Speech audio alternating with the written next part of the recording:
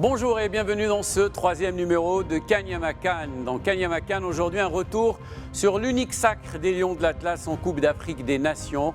C'était il y a 43 ans aujourd'hui. Dans Kanyama-CAN, des témoignages exceptionnels aujourd'hui de ceux qui ont écrit l'une des plus belles pages de l'histoire du football marocain. Kanyama-CAN, c'est parti. Pour sa deuxième participation seulement à cette fête du football africain, le Maroc sortira le grand jeu pour l'emporter brillamment et à la surprise générale. Je vous laisse avec quelques témoignages de certains des héros de cette épopée en Éthiopie.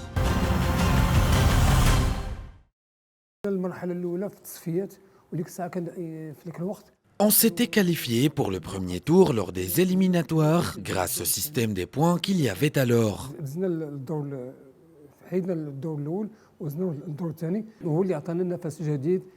Ensuite, nous avons percé au deuxième tour. Nous étions si excités d'en être à ce niveau de la compétition.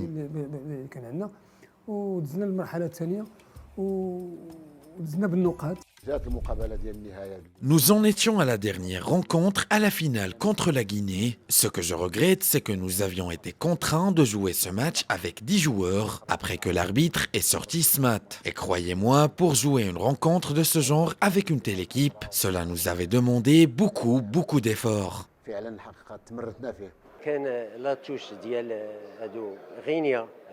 C'était la finale et nous étions menés 1-0, un but marqué par Cherif Souleymane.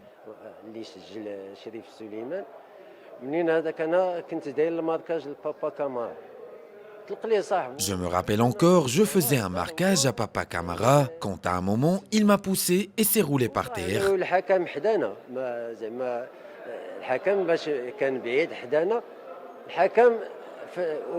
L'arbitre était à 2 pas. Ensuite, il a fait mine de se concerter avec l'arbitre de touche quand il a soudain sorti un carton rouge. C'est la fin de cette édition de Kanyama-CAN. Merci de l'avoir suivi. Rendez-vous demain pour un nouveau numéro. On reviendra notamment sur l'édition 78, une élimination dès le premier tour. Sera notre invité, l'ancien gardien de but international marocain, Abdeltef Lalo. À demain.